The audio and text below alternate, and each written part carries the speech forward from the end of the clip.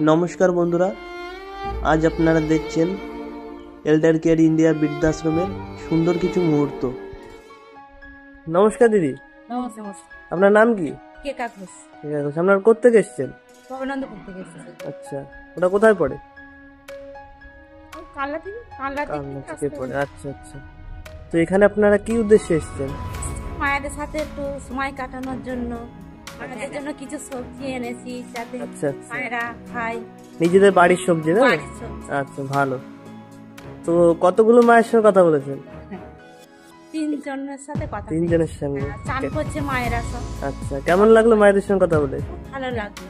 ঠিক আছে। বৃদ্ধা মা আছে, সেও তেমনই মায়েদের মতনই খুব সুন্দর লাগলো, ভালো লাগলো।